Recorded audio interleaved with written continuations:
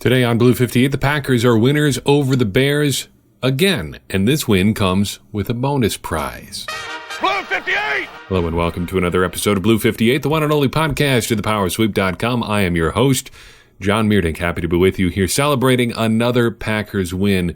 I feel really good about this one. This was a quality win for the Packers. Yeah, it wasn't necessarily as pretty in some ways as we might have hoped, but hey, it's a cold game, it's a tough opponent. There was a lot on the line for both teams, and the Packers came out on top. We know what happened in this one. The Packers won. Let's talk about a few of the big stories here. I think there are three big stories in this game, three storylines that we have to kind of trace through the game, and really ended up playing a deciding factor.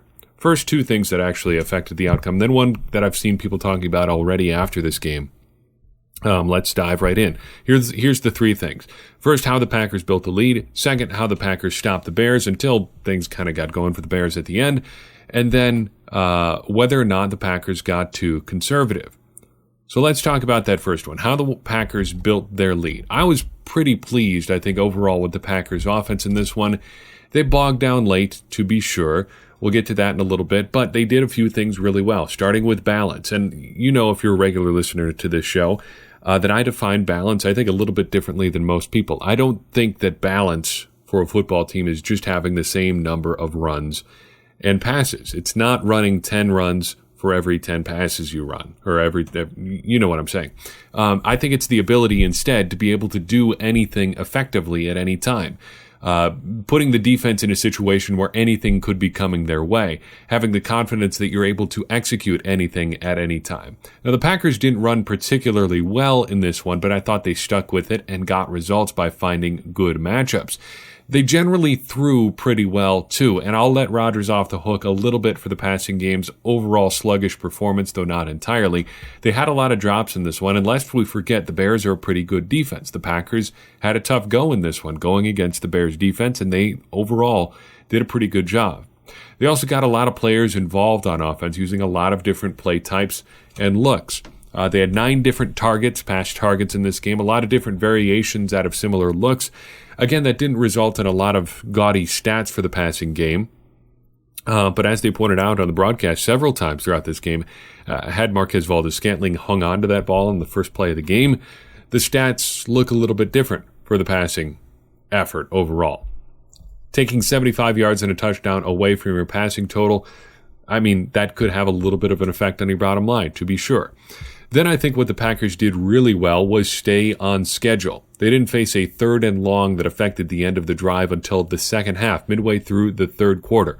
Offensive coordinator Nathaniel Hackett defines third and long for the Packers as 3rd and 7 or more. So as long as they're in 3rd and 6 or less, they're feeling pretty good. They don't consider that third and particularly long. The Packers didn't face a third and long that affected the end of the drive until less than 7 minutes were left in the third quarter. There was a 3rd and 8 that they didn't convert in the first quarter of the game, but they went on to convert a 4th down there, scoring the touchdown to Davante Adams, so that one kind of comes off the books. They didn't face another one of 3rd and 7 yards or more until midway through the third quarter or so. So that was really excellent. They did that by avoiding negative runs and really keeping Aaron Rodgers relatively clean in this one until a couple poor decisions by Rodgers, I thought, and we'll get to those a little bit later on. The pass rush for Chicago was not all that effective, and that includes Khalil Mack, who the Packers more or less eliminated for the second time this year. That's not too bad. So if Chicago's ultimate goal in trading for Khalil Mack was to knock the Packers off the top of the NFC North, they accomplished it for one season, and they needed to injure Aaron Rodgers to do it, but overall, if the plan was Khalil Mack and a guy on a rookie contract at quarterback, maybe you should try to get a good guy on that rookie contract. I don't know, just a thought there. The Packers also managed to stop the Bears. I almost said the Pears there. Nope, not the Pears. The Packers stopped the Bears more or less throughout the game until the end. They did that a few different ways as well. First, they limited big plays. That's been the real bugaboo for the Packers defense this year, in addition to just stopping the run in general. But until probably the second half, by and large, the Packers eliminated big plays for the Bears. until they started to open things up a little bit down the stretch in the second half, they weren't getting a ton of big plays. It looked to me, just from watching the broadcast, and I'd be interested to see if this could be confirmed by someone later on, it looked to me like the Bears were trying to do the Los Angeles Rams, Sean McVay, Jared Goff thing, where they got to the line quickly, and then the coach kind of analyzes the defense from the sideline and radios in before the radio shuts off what his quarterback should do. That looked like what they were trying to accomplish going up tempo really quick. A couple times there on some early drives. It didn't really pay off a whole lot. The Packers also are all but eliminated the Bears' run game. 96 yards on 27 attempts for the Bears. You'll live with that. Trubisky averaged 7.3. The announcers mentioned again and again and again how the Bears were going to run him more. He only ran like 4 times, something like that. And he only had a long of 9, so you'll probably take that most of the time. And then if you're preventing him from doing a lot of damage with his legs, you're back to doing what the Packers said that they wanted him to do in week 1. Just make him play quarterback and see what happens there. And he had enough misfires that I think that proved to be a pretty good strategy. Then they kept the Bears off schedule pretty well as well. So if we're looking at how the Packers managed to avoid third and long situations, the Bears got put in third and long situations fairly frequently, and it ended up ending drives at a fairly regular clip. 3 of the Bears' first 5 drives ended as a result of not being able to convert a third and long play, and that's pretty doggone good too. Now, the Packers are going to get criticized for bending a little bit down the stretch and even breaking as the Bears managed to move the ball a whole lot. But I think we got to put that in context a little bit. First, the Bears only managed 13 points in this game. And no matter how they come or when they come, that's a pretty good effort. Secondly, it should not be forgotten that the Packers all but converted the Bears' most meaningful play of their only touchdown scoring drive for them. Facing a 3rd and 15 on the Packers' 41-yard line, Mitchell Trubisky scrambles for 8 yards, setting up what could be a 4th and 7, but oh no, there's holding on Tramon Williams, a 5-yard penalty and a first down for the Bears, and just a half a dozen plays later or so, the Bears are in the end zone. That's a pretty significant caveat to the Bears' most significant drive of the game. And then, of course, there is the late game or late drive where the Bears nearly got into the end zone on that lateral or whatever. But if you need a multiple lateral wacky play to get a shot at having a 2-point conversion to tie the game, I think you're doing pretty okay. Sure, it wasn't a perfect defensive effort, but again, they held the Bears to 13 points and they got the win. Sure, you're playing the results a little bit there, but I think by and large it was a pretty solid defensive effort. Keeping the Bears off schedule, eliminating their run game, and more or less limiting the Bears' big plays keeps you in pretty good position to win, and that's exactly what the Packers did. Now, there's one other storyline here emerging out of this game, whether or not the Packers got too conservative, and we're primarily talking about the fourth quarter here.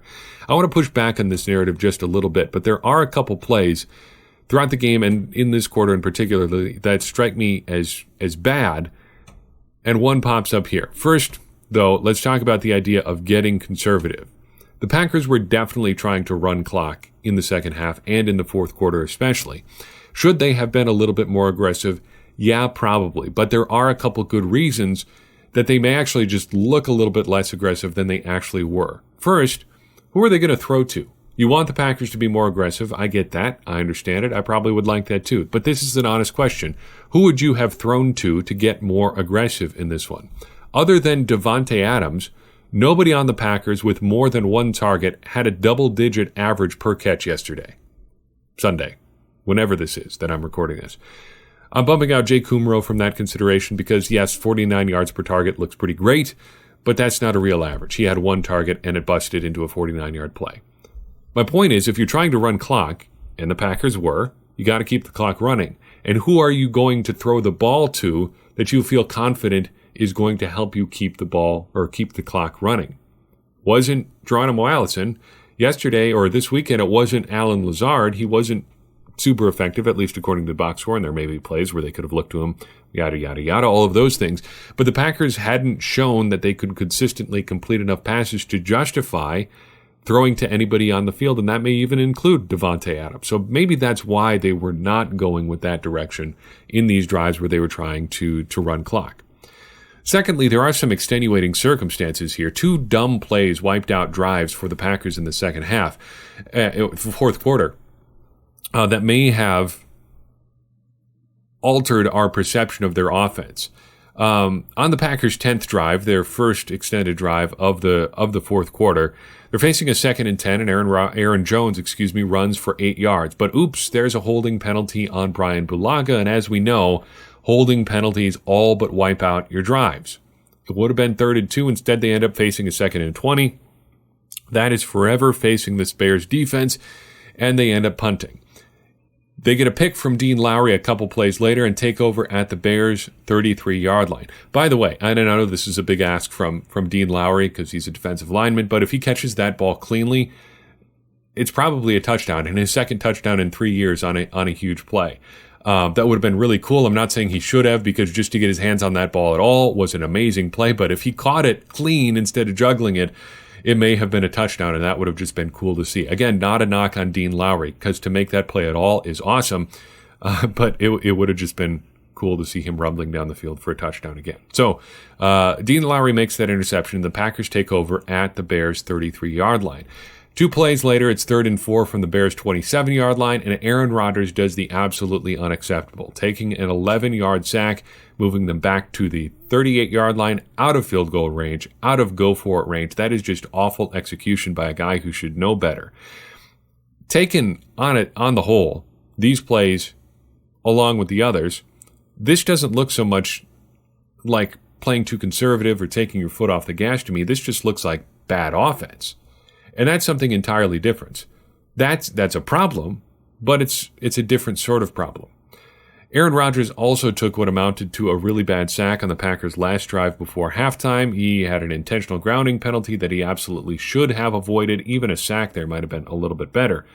Just poor decision-making there. 2 clutch plays, 2 high-leverage plays that could have had a big effect down the stretch. But ultimately, and we got to keep circling back to this, the Packers won. We expected this to be a hard-fought game. I expected it to be tighter than it was, than 8 points. A 1-possession game against a team that comes in over 500 is not a bad outcome. And the Packers probably weren't just going to roll up 35 points against the Bears. They have a good defense. It was not ideal conditions they're playing on Sunday. This shouldn't have been that big of a surprise to only get 21 points. Yeah, they could add more. That MVS play is coming back to mind again and again. But I think you take this one. You take it and you enjoy your 11 wins. So let's talk about what this means for the Packers. First, getting to 11 wins means at the end of this game, the Packers had half the equation they needed to get into the playoffs this weekend. They also needed the Rams to lose.